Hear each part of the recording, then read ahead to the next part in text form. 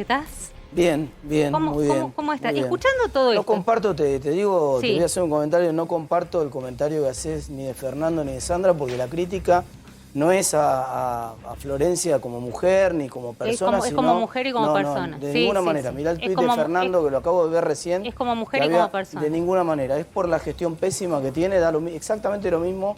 Podría ser ella hombre, trans o cualquier cosa, le cabría exactamente el mismo tuit. Así Bien, que tenemos una mirada completamente diferente. Yo no, creo pero que mirá el con tweet, si lo pueden poner en pantalla la producción también se lo Bueno, podríamos ver ahora en conduce, conjunto, chicos, el vas programa a ver que no hace ninguna ahora conduce no hace Teta, ninguna dale. referencia al género ni de No hace Florencia. falta, así que- Martín, sos demasiado inteligente para saber que no hace falta hacer una referencia al género Sí, para puede ser, maltratar a entonces una no puede mina. hacer una- Bueno, pero tenemos que terminar alguna vez en Argentina con esta cuestión de que no se le puede hacer una crítica sobre la gestión desastrosa de una persona porque se sacan el escudo y dicen, no, me la sé por mujer. No tiene nada que ver que sea No se mujer. está victimizando No de tiene nada ninguna, que ver. no se está victimizando ni ella Sí, ni se victimizó como mujer. La respuesta de Fernando Iglesias fue misógino y no sé qué, y no había ninguna. La única crítica de Fernando era a su gestión pésima en el cargo que tenía.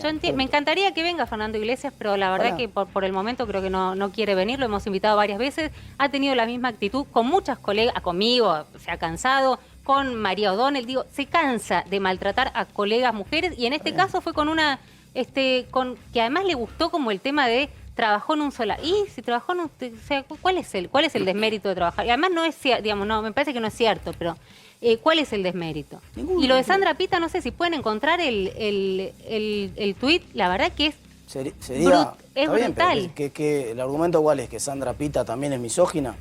Digamos. Pero vos puedes tener, a ver, no solo los hombres son machistas. Pero no A se puede hacer una Martín, dale, crítica, no se puede hacer una hacer todas crítica las a críticas una que quieras. inutilidad de una gestión que fue pésima. ¿Vos Sí. conocés algún otro país que esté tan cerrado como Yo Argentina? puedo decir que la gestión fue pésima sin desmerecerla a ella en su carácter de mujer, ni ningunearla, No, ni no la maltratarla. desmereció nadie en su Yo puedo carácter de hacer mujer. podemos hacerle No toda la existió crítica a la ese gestión, desmerecimiento, toda. no existió ese desmerecimiento en su carácter de mujer. Ese es el error, eso es lo que no existió. Entonces, la crítica fue dura, bueno, puede ser, fue dura la crítica. Después se puede discutir si le Tenemos cabe o en la no de le Pita, cabe, si la podemos gestión buscarla, fue buena o por no fue favor. buena, si la crítica es exagerada o no es Dale. exagerada, pero no tiene absolutamente nada que ver con una cuestión de género. Sos la una crítica. incapaz, Florcita. ¿Te parece? Digo, esa es la manera. Y te lo dice una mujer, claro. Digamos, pero si querés comentarios machirulos, te puedo mostrar muchos de tu fuerza política dirigidos a mí. Sos una incapaz, Florcita. Así de verdad, ¿a vos te parece que está bien? Cuestionar lo que quieras, pero no usemos más el argumento que no va. No hay ningún problema con el género de Florencia. Florencia puede tener el género que tenga ganas de tener, en el que se autoperciba a ella, está a 10 puntos. No hay ningún problema con eso. Que exprese feliz su identidad. No tienen ningún cuestionamiento, tuvo nada que ver con eso. Bueno, insisto, son dos miradas distintas. La idea no era, y me encantaría debatirlo con Pita, que no quiere venir al programa, ¿no, Pita? No quiere venir al programa. No, lamentable, ¿no la puedes convencer de que venga al programa? La puedo invitar, como no, le puedo decir que le puedo encanta, transmitir tu invitación. Me encanta, por no, pero supuesto. de hecho le hemos invitado, me encantaría, y sabés, creo como muchos, y además Me encantaría, ¿sabes qué? Me encantaría, no te quiero de vuelta a guiar el programa, pero Dale, me encantaría que hubiera un conducete, debate chicos. Sí, entre dale. Carlos Heller y Pita, porque eso es lo que se va a jugar en la próxima elección. Si queda fuera Carlos Heller y entra Sandra Pita, si nosotros hacemos una gran elección. Así que ojalá vengan los dos y podamos hacer un debate. Estoy segura que Heller viene. Vos ayudame a producir Bueno, dale. Ayudame a producir armemos un debate Pita, entre los dos, sería un golazo de media cancha. Pero yo, no sé, me parece que se pueden defender como solos. Igual está bien que salís, digamos, a defender a gente del espacio, pero me parece que no te suma. No, pero si vos haces un comentario cuando yo estoy presente, obviamente que voy a hacer un comentario. Pero por supuesto, decí lo que quieras. O te cortaron el micrófono, te dijeron no digas nada. No, Podés no seguir, pasa de nada, hecho, al contrario. me copaste el programa, pediste la cámara, pediste el tuit, estaba bien, pedí el tuit porque lo terminaba vistiendo. Escuchame una cosa, viendo lo que está pasando en la oposición, te lo pregunto, a ver, séme lo más honesto posible. Sí. No te tienta, no quiero hablar por todos los del espacio, pero ¿no te tienta cruzarte de brazos y decir... Viendo lo que está pasando en el gobierno. En el decís vos, gobierno. ¿no? Eso fue un fallido, lo de la oposición, ya anticipás que están en la... Sí, la verdad que sí. Sí. No, digo, no te tienta, digo, el hecho de me cruzo de brazos, no abro más la boca, no cometo un solo error y me fijo a ver que se equivoquen yo creo, solo. ¿Sabés qué? Está bien ese planteo. Por supuesto, la decisión de cómo formó el gabinete de gobierno y las cosas que está haciendo ameritarían eso que decís vos. Pero yo creo que buena parte del voto que hubo en las PASO fue un voto catárquico, de gente que tiene mucha bronca, que la pasó muy mal o por la educación, o por la salud, o por la economía, o por la mezcla de las tres, y que no necesariamente quiere que cambie el gobierno, que por ahí le quiso hacer una suerte de voto castigo al gobierno. Y entonces yo no quiero estar 100% confiado, ya está, esos votos son nuestros. Y además, en segundo lugar... dormir a los laureles, digamos. En primer lugar, quiero ser respetuoso de la expresión popular. Y en segundo lugar, falta que venga mucha más gente que no vino a votar. Eso digo. Y nosotros tenemos que ir a buscar cada uno de esos votos, porque si tenemos éxito en licuar un poco los votos del Frente para la Victoria en la próxima elección, tenemos serias posibilidades de sacarle la primera minoría en la Cámara de Diputados y de hacerle perder el control del Senado por primera vez en mucho tiempo al peronismo. Entonces me parece que son dos apuestas muy fuertes que no se veían hace un mes atrás, y que ahora están a la vuelta de la esquina. Y esto, recordémosle a la gente, se discutía, se hablaba, de hecho lo hablábamos acá con quienes conducen el espacio al que perteneces. Era, bueno, el kirchnerismo no puede avanzar todavía más, porque entonces la Cámara de Diputados, nunca se hablaba del Senado. El Senado prácticamente no estaba, o sea, a ver, iba a quedar en manos del Frente de Todos, no había duda. Y hoy se está discutiendo diputados y senadores.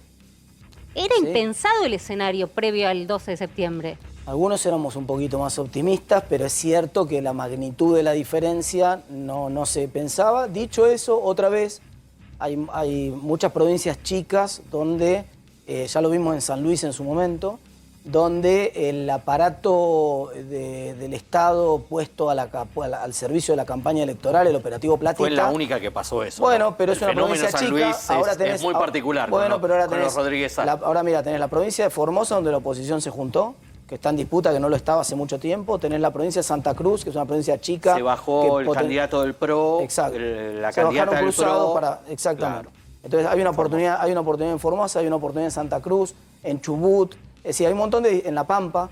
Son distritos chicos donde el aparato puesto al servicio de captar votos puede hacer mucho daño. Entonces, tal vez en la provincia de Buenos Aires o en la ciudad de Buenos Aires, si vos tirás 1000 heladeras, se licúan, porque tenés que descontar muchísimos votos y no lo vas a resolver de esa manera.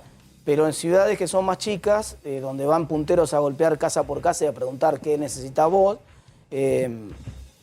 no nos podemos confiar. Tenemos que ir a defender cada voto e ir a conseguir cada voto que falta. ¿Vos estás de acuerdo con esta idea que hay en la conducción de Juntos por el Cambio de que si efectivamente quedan en primera minoría en la Cámara de Diputados, ir por la presidencia de la Cámara de Diputados? Por supuesto. Que está en la línea de sucesión presidencial. Perdóname, Javi, pero quiero ver si tenemos ahí también lo que dijo Juliana Di Tulio acerca justamente de esto que estás planteando, que fue bastante duro. No quiero... Perdón, Pablo, ¿lo tenés? Lo buscamos porque es bastante fuerte, y lo que dijo que fue justamente que este mecanismo que está planteando Javi, mirá lo que significaba. A ver, ¿lo querés leer vos, Javi? Sí, Juliana Di Tulio, que es senadora por la provincia de Buenos Aires, por el pase a ministro de Defensa de Jorge Tayana, dice que es un intento de golpe institucional, siempre fueron un peligro, y cuando hablan de república y de respeto a las instituciones, mienten. Son muy peligrosos. Me sorprende que Di Tulio no conozca el reglamento de la Cámara de Diputados. Yo, ya siendo candidato, lo tuve que leer porque quiero informarme de cómo van a ser las cosas. Ella creo que fue diputada, así que me sorprende que no conozca el reglamento. Así que no, al contrario. Es pleno ejercicio de las instituciones. Cuando haya que elegir el presidente de la Cámara... Ella habla de golpe, que quedarse con la presidencia. ¿Cuál sería golpe? No hay ningún, al contrario. No, lo tiene que ganar por el voto de los miembros de la Cámara. El peronismo, recordemos que dirigió o presidió la Cámara de Diputados habiendo un presidente radical en el gobierno de la Alianza. Cuando fue la famosa semana de los 5 presidentes, uno de los que presidió la Argentina por unas horas fue el presidente de la Cámara de Diputados, Eduardo Camaño, si no me equivoco, peronista, y de la misma manera en el Senado presidente provisional del Senado primero y después el presidente de diputados. Exactamente. Ahora, Martín, digo, todos están como buscándole la temperatura, ¿no?, a la gente, al electorado, qué es lo que le pasa, qué es lo que le preocupa. Vos diste, me parece que uno de los temas, y no quiero dejar de preguntarte, que claramente generan, digamos, tremenda preocupación, que es el déficit habitacional, y hablaste en un tuit bastante llamativo del tema alquileres, diciendo que te había pasado en primera persona, colaste ahí que te había separado, algunos leímos como, bueno, lo dijimos en la radio, podemos decir públicamente, y era llamativo, me separé y estoy buscando departamento, en la radio dijimos, te lo puedo decir acá también, está viendo si alguien pica, opa, se separó Teta, porque si no, como nos hubiésemos enterado, era difícil. Pero chicos, lo dije en la radio y lo puedo repetir acá, no se van a... Está bien. Era una conferencia interna del Colegio de Ingenieros, había desarrolladores, había gente del sector, no había prensa, hicimos un comentario a la pasada. Pero lo hiciste, lo levantas y sabes que te levantan. No, realmente te juro, lo último que me imaginé en mi vida es que una charla en el Colegio de Ingenieros se iba a filtrar el video de la grabación de la charla y los medios lo iban a levantar. Pero ahora hay que pensar evidentemente cuando sos candidato, cuando sos candidato estás en el ojo, entonces. Ay, Martín, vení de este lado del mostrador, mirá si no lo sabes. Alguien dice algo. Te lo juro que el ámbito era tan cerrado que nunca se me ocurrió que una cosa así podía ir a la prensa. Pero no obstante, no importa. La nota de color la dejo en el terreno de lo privado, no quiero hacerla pública, ya está.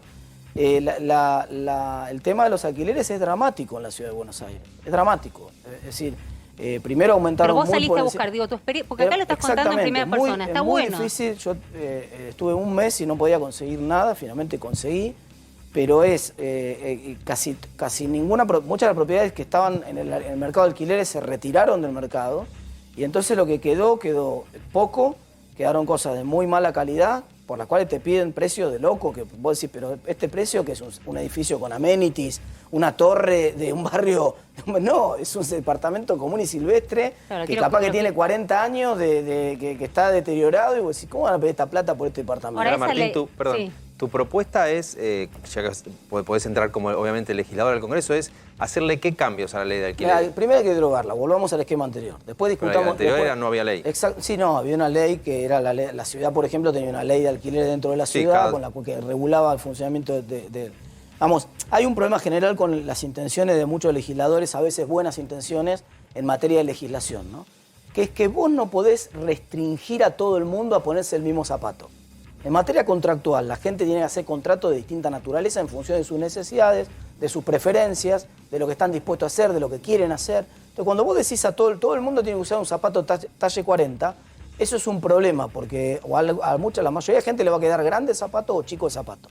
Y la ley de alquileres tiene ese problema. ¿Por qué tiene que ser 2 años, 3 años? Peor 3 años. 3 años es el peor escenario. Acá hubo 2 problemas en la ley. Los 3 años obligatorios, como mínimo. Entonces, ¿qué está pasando en la práctica? Hay que muchísima gente directamente te hace un contrato como si fuera temporario, por 6 meses, después lo renuevan, o te hacen una renovación del contrato anterior. Entonces, primer fracaso, 3 años. Es un disparate porque cuando más incertidumbre hay en un mercado, los contratos tienden a achicarse en el tiempo, no a alargarse. Segundo problema, el índice puede ser una sugerencia. Está bien, se puede usar este índice para ajustar, pero otra vez el zapato fijo para todo el mundo. No, es este índice obligatorio y tiene que ser una vez por año. Martín, déjame hacer un punto. Yo tomo las consideraciones que vos haces sobre la ley y el impacto que tuvo. Pero la situación que había antes de la ley era mejor que la que hay ahora. Sí, pero distaba mucho de ser ideal. No, por supuesto. Todo aquel inquilino que tenía que ir a buscar una propiedad quedaba a merced de que le pidieran 3, 4 meses antes de entrar todos juntos. Está bien, entonces... Pero quiero decir, había una situación de mucha simetría. Déjame que te redondee el argumento.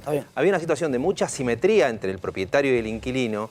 Tenías situaciones donde el inquilino tiene que ir con la parva de billete porque el propietario no quiere declarar el alquiler, entonces no le puede transferir una cuenta y dice tráeme la plata, y cada vez, como acá tenemos cada vez más plata para lo mismo, tiene que ir el inquilino a llevar la plata. O sea, te das cuenta que la situación previa, que puede haber empeorado por el intento de regulación, distaba mucho de ser ideal. Y mi pregunta es esta: yo te escucho a vos decir lo primero que hay que hacer es derogarla. Escuché a Santilli decir lo primero que hay que hacer es derogarla. La escuché a Vidal y la verdad que escucho un universo, y te lo voy a decir así, no en tu caso, pero de Vidal, de Santilli, de gente del oficialismo, que tienen la vida resuelta porque son propietarios de 1, 2, 3 propiedades, y son propietarios diciendo hay que derogar la ley de alquileres, y ninguno está pensando, tal vez vos tenés la chance de ser en el medio como un inquilino. Y a mí eso me hace ruido, que la primera entrada, cuando el mundo está discutiendo, che, pasa algo con la propiedad por un montón de fenómenos, regulemos qué pasa con los alquileres, se está discutiendo desde Berlín, San Francisco, Australia, lo que sea. Bien, acá la primera medida es deroguémosla. A mí eso me hace ruido. Hay un problema general en todas las principales ciudades del mundo, sobre todo las que son pujantes, porque la tierra es un factor fijo.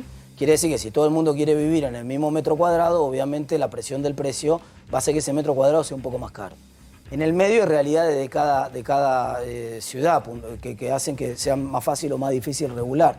Vos nombrabas el caso de Berlín, pero tenés otras ciudades de Alemania que tenés muy poco crecimiento de los precios o incluso muy por debajo de la inflación. Lo que está pasando en Berlín. Claro. Digo, en Berlín viene habiendo un intento de tomar distintas medidas. Primero se congeló el precio por 5 años, la Corte Suprema en Alemania lo derogó. Exacto. Ahora un grupo de ONG plantearon y llevaron a un referéndum la idea de expropiar una serie de 250.000 viviendas de grandes grupos inmobiliarios de manera no vinculante, que estaban ociosas con la idea de que se volcaran a la oferta de alquileres. Eso es una propuesta de un grupo de ONG, veremos si el gobierno lo hace, pero salió con 56% de apoyo, y eso un poco lo que muestra es que, y es lo que yo quiero traer de discusión, no digo que sean extrapolables los casos, digo que hay situaciones que ameritan algún tipo de intervención, y a mí lo que me llama, e insisto con el tema, es que acá el consenso es: la ley es mala, deroguémosla y volvamos a la instancia donde no había nada. No, perdón, no es que no había nada. En la Ciudad de Buenos Aires sí había. Había una regulación que te ponía una serie de límites a la hora de cobrar comisión. Primer tema, pero no digamos que no había nada. Hay una ley en la Ciudad de Buenos Aires. Entonces, pero que encima no se cumplía y el gobierno no los obligaba a las pero eso te puede pasar también con la otra ley. Que no se, una cosa es la ley y otra cosa después es el poder de policía sobre la ley. Son dos cosas distintas. Lo que vos tenés que hacer en cualquier modificación de cualquier norma, algo que tiene que aprender a hacer el Congreso, a mí me encantaría, no es mía la idea, lo escuché el otro día en una conferencia, alguien dijo, así como hay una oficina de presupuesto del Congreso, que si yo quiero hacer una modificación de una ley, la oficina de presupuesto del Congreso va a hacer un informe diciendo esto va a tener este costo presupuestario, esto se puede hacer, no. Tendría que haber una oficina dentro del Congreso que mida el impacto económico que tienen las propuestas que se hacen. Porque vos desde el mejor lugar decís, vos que haces una norma, que así fue con la ley de alquileres, vos la hacés de buena leche, vos pensás que vas a mejorar la situación de los inquilinos y en la práctica, por desconocer cómo funciona un mercado, lo que terminás haciendo es perjudicando a los que vos querías mejorar. En el caso concreto, terminaste perjudicando a los dos, porque no ganó nadie con la ley nueva. Entonces, antes de cambiar una ley y de apurarse a legislar, lo que hay que hacer es estudiar. Y lo que hay que hacer es medir el impacto. Esta ley la votaron todos, ¿no? Bueno, es que justamente por eso no te hay digo, como quien echarle la culpa. Pero vos viste el estudio previo, por ejemplo, ahora hay una discusión, el gobierno acaba de anunciar por decreto, sin pasar por el Congreso, cual es una barbaridad, la jubilación anticipada de un montón de gente. ¿Alguien vio algún cálculo actuarial hecho por el gobierno de qué sostenibilidad tiene eso para el sistema previsional? Porque si vos tenés 5 invitados a tu casa... ¿Cuánto puede responder? Si vos tenés 5 invitados a tu casa y cada vez que te abren a comer y armaste la comida, todo, serviste la mesa y cuando te van abriendo la puerta a tus invitados, cada uno viene con 2 amigos, uy, me encontré con 2 amigos, los traje, total, sí, está bien, siéntense, pero esos 2 que vienen sin traer nada de comer, se van a tener que sentar en una mesa donde van a comer la comida de los demás. Entonces, ¿alguien hizo el cálculo actuarial? Como para decir, eso es lo que yo pido, nada más. Después capaz que el cálculo actuarial da, capaz que es sostenible. ¿Puede decir que está dentro de las medidas electoralistas de acá al 14? No, pero obviamente que es una medida. Es más, hasta tendría que haber una prohibición de tomar este tipo de medidas en los 2 meses de elecciones. Es una falta de respeto que vos tomes una medida que compromete el presupuesto público de los próximos 30 años y la tomes directamente, alegremente, por decreto, pero sin pasar por el Congreso. Estamos hablando de adultos y habiendo perdiendo las elecciones. Seguramente sin trabajo, después de la pandemia, sin posibilidad de jubilarse porque no les alcanza la edad. Estamos hablando de la anticipación, ¿no? De la posibilidad de jubilarte. Digo, quedan en un limbo. Claro, pero te quieren poner, el gobierno hace este tipo de cosas a propósito. Esto es una forma de hacer política muy común en Argentina. Y yo, como no vengo de la política, no voy a dejar pasar estas cosas. Voy a decir lo mismo que hubiera dicho si hubiera sido periodista y lo hubiera estado analizando como periodista. Te ponen en una situación de que, pero ¿cómo? ¿Vos te oponés al beneficio para la gente? No, yo no me opongo para el beneficio para la gente. Ojalá todo el mundo gane $1 millón. Digamos, yo no estoy en contra de eso. Pero no decís que hay adultos mayores que se van a ver beneficiados. Yo quiero, y hay un montón que se van a ver perjudicados. Que son todos los que hoy están dentro del sistema, porque es con la misma plata que ya está en el sistema con la que supuestamente se va a pagar al resto. Entonces yo quiero saber de dónde va a salir la plata para financiar esto y cuál es el cálculo actuarial. Como estoy seguro que no está el cálculo por ahí, me sorprenden, ¿eh? Aparece por lo menos ojalá, porque esto es lo que lo explicitaron. Esto es lo primero que tendría que haber hecho. Hay una facultad de ciencias económicas que tiene una carrera de cálculo actuarial en la UBA. Entonces, ¿por qué no? Hay gente que estudia para esto. Entonces, esa gente que estudia para esto. Pasarlo en limpio para todos, ¿qué significa eso? ¿Dónde está el cálculo actuarial? Que si yo decido que hay un montón de gente que se jubila antes de que le corresponda, 5 años antes de que le corresponda, aun cuando sea con el 80% de la jubilación y no es jubilación plena, eso involucra que yo durante 5 años le voy a pagar un montón de plata a esa gente que tiene que salir de algún lado. Entonces la pregunta obvia, que todo el mundo se haría un nene de 5 años, ¿de dónde sale esa plata? Entonces el gobierno tiene un problema en las políticas públicas que está haciendo. Está imprimiendo billetes y los regala, pero esos billetes que él regala son los mismos billetes con los cuales después a vos te pagan el sueldo.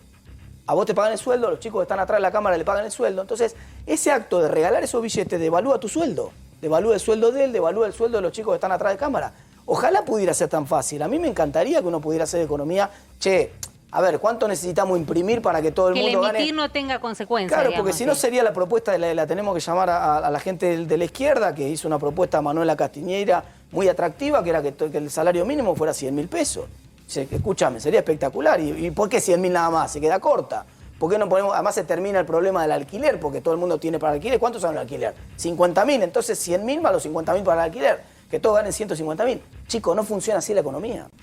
No funciona así la economía. Entonces no se puede hacer demagógicamente, porque vienen las elecciones, una taca, taca, taca, taca, taca, taca, taca, taca, taca, taca, taca, money, money, money, money, money, money. Bueno, está bien, ya está. Digamos, vienen las elecciones, la gente pero no vienen las elecciones, pero te pregunto esto, digamos, vienen las elecciones, pero después tienen 2 años más para gobernar, digamos. ¿Ese costo lo van a terminar pagando ellos? Muy probablemente, y en el caso de las jubilaciones, toda la sociedad. Está bien, pero digo, ¿quiénes están? Va a durar 5 años hasta que esa gente entre en edad de jubilarse. Claro, pero digo, el taca-taca, la emisión compulsiva, va a ser más digamos. inflación y más dólar en los por supuesto. Digo, la bomba les estalla a ellos, claro, no es una bomba que están preparando para... Vos sabés cómo piensa el peronismo de las elecciones. El peronismo piensa, no tiene largo plazo. En el manual del peronista, el largo plazo no existe. Entonces ellos están pensando que tienen que poner toda la cabeza solo del peronista, ¿no? Tal vez es... Yo, sin ánimo de que sea una chicana, pero me parece que hay comportamientos de este gobierno que vos estás describiendo, de emitir, etcétera, o de gastar para remontar la elección, que uno podría haber visto con matices. Yo te escuchaba vos recién hablar de estas medidas y me acordaba del Macri post-agosto 2019, que se vuelve loco y congela las naftas y mete un bono para jubilados, renegando de muchas de sus propias posiciones. O me acordaba del Macri de la reparación histórica de los jubilados, que dijo, bueno, con el blanqueo voy a salir a reparar las jubilaciones, y de gente que no era la que estaba más en la lona, sino la que estaba un poquito más por arriba. Quiero decir, hay comportamientos que no justifican uno al otro, pero hay comportamientos que son bastante parecidos más allá del peronismo. Son dos cosas distintas. Te tomo lo del bono de la pospaso, que no prosperó porque la justicia lo bajó, lo recordarás, te lo tomo. Pero la reparación histórica es completamente distinta, porque era un derecho de los jubilados. Acá no hay un derecho a jubilarse a los 55. Acá el gobierno lo que está haciendo es demagógicamente adelantando ese derecho. Entonces la reparación histórica era un derecho postergado. Había un montón de gente que tenía los juicios, que le habían liquidado mal la jubilación durante un montón de tiempo y que encima la ANSES le paraba los juicios, no le pagaba la sentencia. Entonces, pero que había debate también si había que ponerlos prioritariamente para que cobraran en ese momento. Algún fiscalista podía hacer el cálculo, lo corrían a Macri por derecha y le decían, bueno, hubieras ajustado más y no lo hubiera pagado. Pero Macri estaba reconociendo un derecho que le correspondía a los jubilados. Esto no es lo mismo que está pasando ahora. Acá no le corresponde a la gente jubilarse a los 55. Insisto. A mí me encantaría, porque además ya estoy cerca de los 55, Estamos cerca, entonces creo que todos empezamos a estar cerca. Guarda porque nos jubilamos, yo no, pará, seguimos así. Es la segunda vez que me ponen con 55, ya me yo tengo 46, no me falta tanto. Yo 48 y me siento muy lejos de los 55. Por eso te digo, ¿tan lejos? Bueno, escuchamos, muy lejos me siento. No, el otro día me lo hizo Jairo, ya me dijo, está cerca de los 55, cuando ahora se sienta él a decirme, está cerca de los 55. Chicos, aflójeme un poco. Ya no estamos tan lejos. Ahora me olvidé, no sé, así lo quiera. Me olvidé, dale. No, te quiero preguntar de precios y de paso cuento algo que está pasando en el gobierno. Si me acompañan ahí con las placas, están haciendo otra grieta dentro de la gestión de la inflación que le dio un respiro al gobierno hasta ahí en agosto, bajó a 2,5%. En septiembre, la verdad que viene recalentándose y tal vez vuelva cerca del 3%, pero aparece la grieta entre los blandos y los duros dentro del oficialismo en la idea de que hay que salir a controlar fuerte los precios en las góndolas. ¿Y por qué digo esto? Porque tenés a la secretaria de Comercio Interior, Paula Español, que hasta acá uno podía decir que estaba dentro de los más ríspidos con las cadenas de supermercados o los productores de distintos productos de consumo masivo, pero que tuvo una reunión con los supermercados hace 48 horas y la verdad que se terminó aliando con las grandes cadenas porque le dijo, miren, cuando ustedes reciban una lista de precios de un productor de leche, un productor de polvo para lavar la ropa, ustedes sepan que yo les autoricé a esas empresas hasta 3, hasta 5, hasta tanto por ciento. Y si les aumentan más, ustedes no le compran y me avisan a mí. Y la verdad que se fueron todas las cadenas de supermercados diciendo, vamos a seguir haciendo eso, nos está yendo bárbaro con precios cuidados, que ya es el 12-13% de nuestra facturación, y quedó el acuerdo de palabra entre Paula Español y las grandes cadenas de supermercados, que muchas veces son señaladas como las culpables de la inflación, pero que se fueron del Ministerio de Desarrollo Productivo diciendo, contentas, estamos casi de acuerdo en esta reunión cordial. Pero claro, al poco tiempo, a las 24 horas, habló Cecilia Moró, diputada del bloque kirchnerista. Y la verdad que habló en distintos términos sobre los supermercados. Escuchá. La falta que vos tenés de alineamiento entre el salario y la capacidad que tenés de compra de las cuestiones más básicas que son los alimentos. Eso es un tema que tenemos que resolver, claramente. Y los supermercadistas, de una vez por todas, tienen que dejarse de especular y ordenar los precios.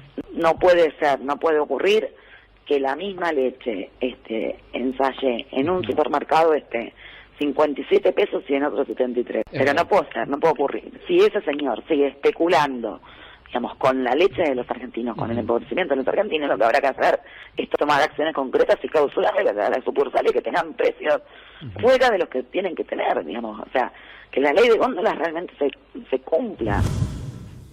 Te reías recién, Martín. Sí, primero porque la ley de góndola no tiene absolutamente nada que ver con lo que está diciendo. Este es otro problema. Los legisladores aprueban leyes que después no saben ni lo que están aprobando. Primero, no sirve para nada la ley esa que aprobaron. Pero en segundo lugar, más allá de que no sirve para nada, la legisladora, que no quiero, capaz que no la votó, no estaba en la Cámara o algo, pero que muy probable le haya votado esa ley y es legisladora de la Nación, no tiene la menor idea de lo que legisla.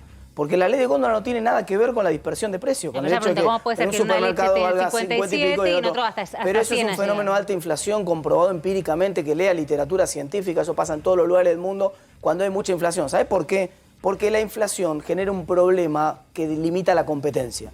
Cuando hay inflación, yo pierdo referencia a cuáles son los precios. Pasó el otro día con el comentario de Tolosa Paz sobre las zapatillas.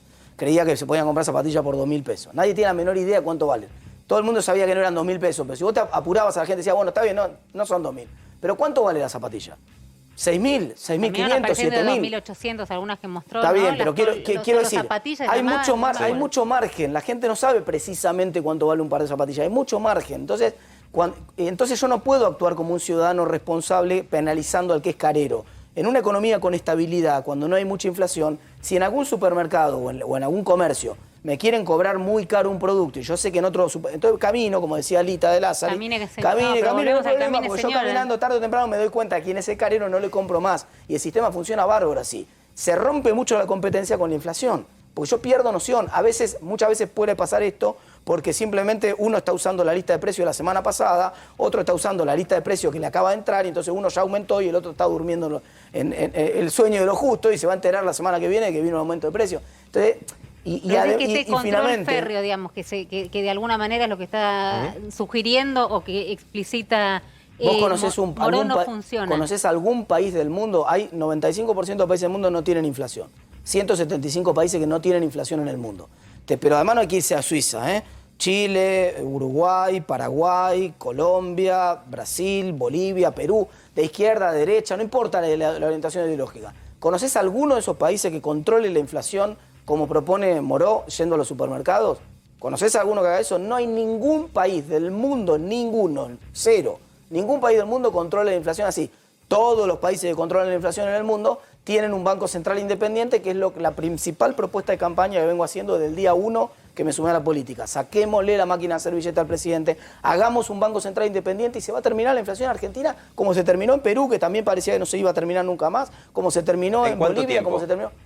Porque ese es un gran problema. Está bien. Es muy buena pregunta, es muy buena pregunta. Perdón, para poner en contexto, la gestión del gobierno de Cambiemos, que yo la tomo con referencia en el punto del Banco Central porque tenía una mirada similar, la verdad que hicieron un cronograma con la famosa proyección de un dígito en 4 años y terminamos, por un montón de otras razones, con 54% de inflación. Te hago una sola corrección.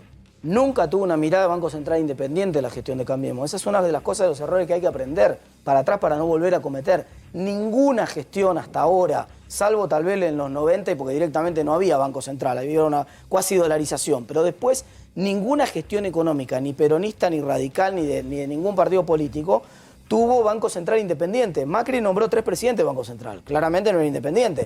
En el esquema que estoy pensando yo, ningún presidente puede nombrar al presidente del Banco Central. Lo tiene que nombrar el Congreso. Y vos decís que con esa medida solucionás la inflación. Claro, pues, yo no quiero ir, digamos, porque si no, digamos, parece una cuestión muy técnica y vuelvo a lo que dice Jairo, digamos, el que está mirando del otro lado y se están discutiendo el Banco Central y qué tiene que ver con mi bolsillo, con mi día a día, el que está mirando del otro lado, que mire a Chile, que mire a Colombia, que mire a Brasil, que elija el país que más le guste de América Latina, salvo Venezuela, y lo que va a ver es es un banco central independiente que no le responde al presidente, no le da la maquinita para financiar al presidente. Por supuesto.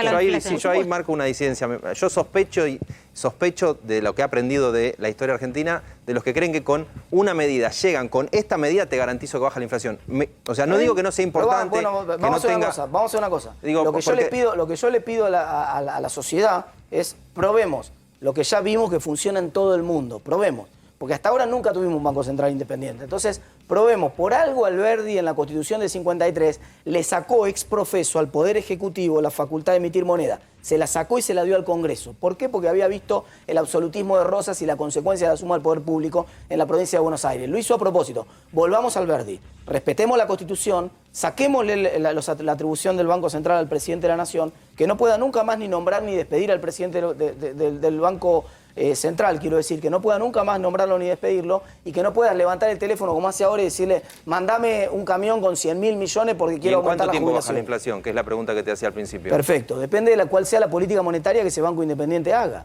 Si ese Banco Central Independiente tiene un directorio que termina siendo mucho más ortodoxo, la inflación probablemente baje más rápido. Si es un poco más laxo ese Banco Central, probablemente baje más lento. No juega la política de ingresos, no juegan las paritarias, no juega la inercia, no juega la recomposición de márgenes. Por supuesto, cuando vos pusiste, mirá, cuando vos cerraste el Banco Central, prácticamente en el año 91 con la convertibilidad, tardaste prácticamente un año en bajar la inflación. El primer año todavía tuviste 42% de inercia inflacionaria. Inclusive cuando los contratos estaban prohibidos de indexarse por ley, porque la convertibilidad fue bastante heterodoxa en eso. Tenía un componente de que prohibía indexaciones, etc.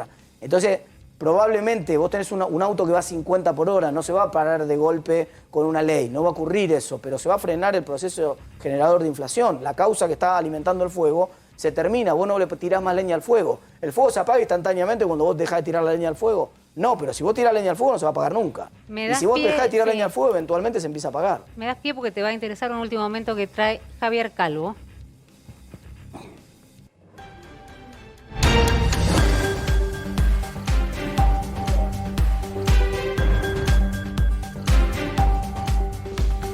Hablando del Banco Central, primera reunión del presidente del Banco Central, Miguel Pelle, con Juan Mansur. Una reunión reservada, no publicitada en las redes, muy distinto de lo que viene haciendo el flamante jefe de gabinete, de que todo el tiempo da buenas noticias de reuniones, de anuncios, de reuniones, de anuncios, de más anuncios y de más reuniones. Esta reunión no fue publicitada. ¿Por qué? Porque el tema fue delicado. El tema fue no solamente la emisión monetaria, sino sobre todo el dólar y las reservas. Juan Mansur se reunió con Miguel Pelle, presidente del Banco Central, y mostró su preocupación sobre el nivel de reservas y para cuánto alcanzan antes de un acuerdo con el Fondo Monetario Internacional, que no va a suceder antes del 14 de noviembre, cuando son las elecciones. ¿El fueguito ese significa algo? Porque nos da como... Y hay un incendio ahí. Ahí él habla del incendio. Hay que decir que hoy fue un día también de esos que son para tener cierta preocupación. Las reservas bajaron del nivel de los 43.000 millones de dólares. El Banco Central tuvo que vender más de 60 millones de dólares para tratar de sostener esta pulseada que tiene, a qué ritmo se va devaluando la moneda en el mercado oficial. Hay que decir que en el equipo económico, y tal vez esto fue parte de la charla del presidente del Banco Central con Juan Mansur, en el equipo económico creen que hay algún tipo de mano negra, de operación en el mercado del dólar paralelo legal, uno que se obtiene comprando dólares a través de operaciones. Ustedes saben que ya el dólar paralelo legal ya no es tan legal. Ahora hay el blue del blue, digamos. Es una lo cosa que cree el gobierno, y esto es lo que aporto, es que esas operaciones que se hacen comprando un bono, una acción y vendiéndola afuera donde te liquidan los dólares, hay algunos actores que la están haciendo sobre algunos de esos activos, bonos puntualmente, que tienen poco interés, poca demanda y que ahí pueden forzar precios como este 194, 195 pesos. Bueno, pero con esta reunión estamos lejos de la propuesta que vos estás planteando. No, exactamente. Digamos, muy lejos, la foto esa es la causa de la inflación y del dólar alto en la Argentina.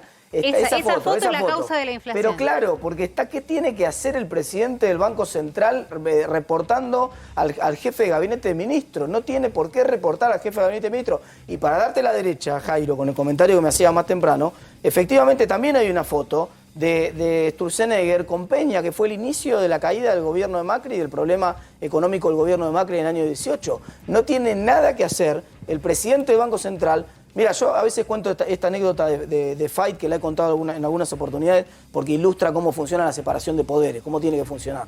Cuando Fight era muy amigo de Alfonsín, y cuando Alfonsín lo llama y le dice que lo va a nominar para la Corte, Fight se emociona, obviamente, dice, doctor, le quiero decir dos cosas. La primera, estoy honrado notablemente, este es el máximo cargo al cuando cual se elegían puedo a aspirar. dedo, digamos, ¿no? No, tenía que... Claro, con el nombraba acuerdo del tres, Senado. Sí. tres con el acuerdo del Senado, tenías tenía que que hacer tener el acuerdo del la terna, lo incluía en la terna. Entonces, le dice, primero, estoy muy honrado con la nominación, pero en segundo lugar, quiero decirle que esta es la última vez que le voy a atender el teléfono. Porque a partir de ahora, si esto prospera, yo voy a hacer un poder y usted va a hacer otro poder y yo no tengo más relación con usted. Perdí la relación personal que tenía, o sea, ya a partir de ahora no le puedo atender más el teléfono. Entonces, esa es la independencia de poderes que pensó Alberti en la Constitución del 53 y esa es la independencia de poderes que tenemos que recuperar. Pero el Banco Central del Congreso depende, no depende del Pero Poder vos decís Ejecutivo. que lo apruebe el Congreso. Y si tienen mayoría en las cámaras del Congreso el oficialismo, también vas a tener la misma suspicacia de que está No, nombrado... porque voy a pedir, porque solo el proyecto mío es una mayoría especial del Congreso que no puede ser revertida por el próximo gobierno de turno, le toca a quien le toque. Porque por sea, ahí heredás, nos toca a nosotros, ojalá... Heredás al presidente del Banco Central ojalá nombrado por el no se- gobierno anterior. O por No la por el conformación gobierno, de la Cámara, nombrado por el Congreso, exacto. bueno, con la conformación que haya tenido. Exactamente. Ahora, hablábamos de Mansur y quiero un minuto, buena data de esta reunión, pero está bien honestamente chicos, Con ¿qué me honestidad pasó? Choqué, intelectual, perdón. con honestidad intelectual. Es que choqué hoy, de verdad, choqué, ¿Ah, sí? me quedé mal.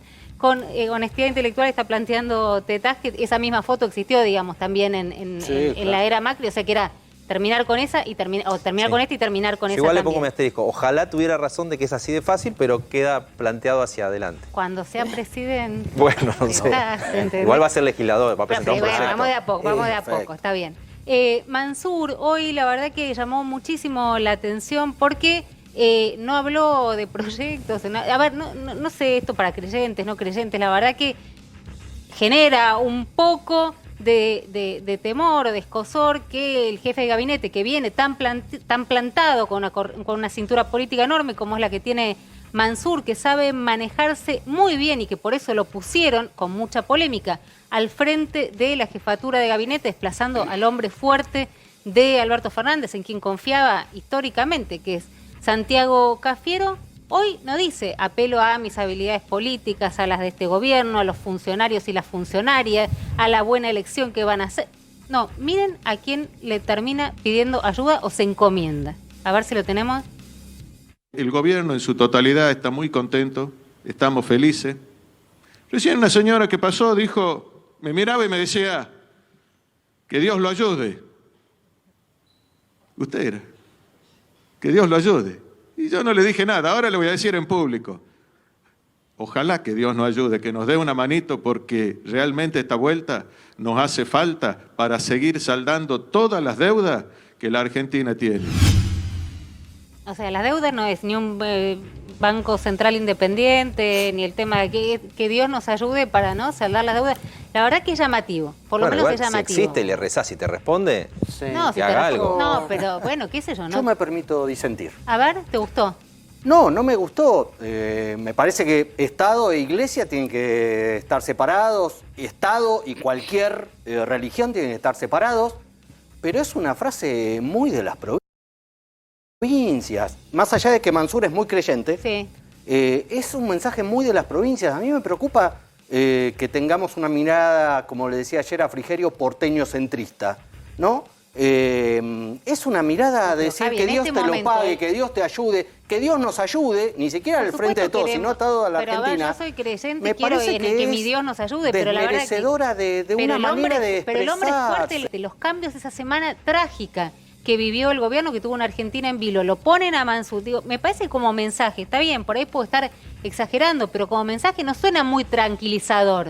No, pero no se trata de que sea esperanzador. Y, Dice bueno, que lo que Dios estamos- nos ayude. Lo que Dios nos un ayude tipo- Vos decís que es una frase hecha. Es una frase hecha sobre todo en las provincias, Pero nos en tiene que los ayudar la centros buena urbanos. gestión. La ciudad de Buenos Aires, particularmente, no es muy pro iglesia. Cuando vos te encomendás a Dios, digamos, es porque no tenés mucha confianza en la gestión que estás haciendo. Pero acá estoy con fue Martín. en el anuncio, pero fue en el anuncio de lo de las jubilaciones. Pero te tiene que ayudar tu A ver, bueno, justamente, en un anuncio irresponsable que vos sabés que va a poner en jaque la finanza pública. Pero veámoslo desde ahí, que Dios nos ayude. Pero veámoslo desde ahí. Yo entiendo un Dios nos ayude si vos estás diciendo, bueno, que no venga la Delta, que seamos la excepción. Sería casi un milagro, digamos. Un país donde la verdad que los expertos están esperando que llegue la tercera ola, no ven por qué seríamos la excepción, pero bueno, ahí sería que Dios nos ayude, que por alguna razón que supera, digamos, lo racional, no llegue una ola que arrasó también con el mundo. Ahora, pero también cuando estás hablando eso. de la...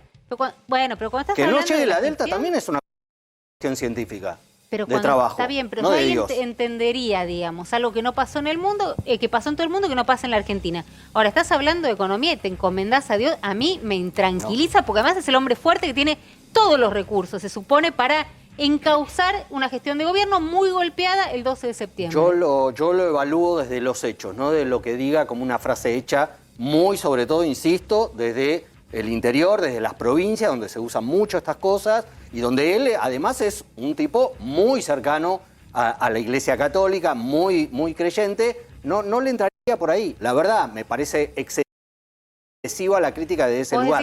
Hagámosle las críticas, la separación Iglesia y Estado, tener que Puedo decir que lo dijo electoralmente, o sea, a propósito para juntar el apoyo de la gente que yo creo que ni siquiera fue tan elaborado. Hubo dos perlas en esa conferencia que por lo menos yo noté. Fernanda Raberta anunció las medidas de la jubilación anticipada, citando la titular del ANSES, citando que había hecho una política similar Néstor, que esto era una iniciativa de Cristina.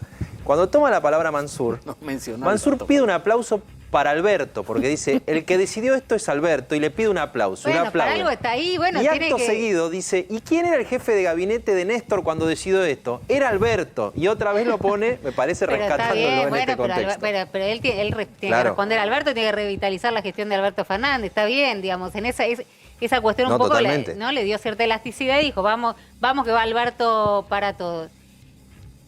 ¿Crees que pueden revertir la elección el próximo 14? ¿Cómo? Bueno, que la puede revertir el oficialismo, decís vos, si ellos la pueden revertir. Insisto, yo creo que en algunos distritos... Vos dijiste al principio, no nos quedemos dormidos. Yo creo que en algunos distritos donde la diferencia no es tan grande y son chiquitos y el clientelismo puede hacer daño, habría que ser muy cuidadoso. Y por otro lado, nosotros no podemos confiarnos en que esos votos ya son nuestros, están atornillados. Esencialmente lo que ocurrió es que la gente votó castigo primero y en un segundo round se dio vuelta, miró a ver quién era el mejor opositor o el que mejor interpretaba dentro de la oposición ese sentimiento colectivo de frustración y de bronca con lo que estaba pasando, y entendió que nuestro discurso era el que mejor había entendido eso. Pero de ahí a pensar que nosotros tenemos asegurada la elección de noviembre, me parece sería irresponsable y suicida. Nosotros tenemos que trabajar como si la hubiéramos perdido la elección. Tenemos que ir a disputar cada voto, tenemos que tratar de convencer a cada uno de los que va a votar y de los que no vinieron a votar, porque además, insisto con lo que dije al principio, nos jugamos una posibilidad que tal vez no veíamos hace 2 meses atrás, que hoy es sacarle la mayoría en el Senado al gobierno y sacarle la primera minoría en la Cámara de Diputados y entonces ponerle realmente un freno al kirchnerismo y empezar a construir. Y te digo una cosa muy importante, en esta elección se van a elegir la mitad de los diputados que van a gobernar, con los cuales vamos a gobernar en el 2023. Es muy importante, nunca hasta ahora un gobierno de la oposición tuvo apoyo parlamentario como el que probablemente empecemos a construir a partir de esta elección. Por eso es importante para nosotros. Martín, muchísimas gracias. Muchas gracias. Por haber venido. Le recordamos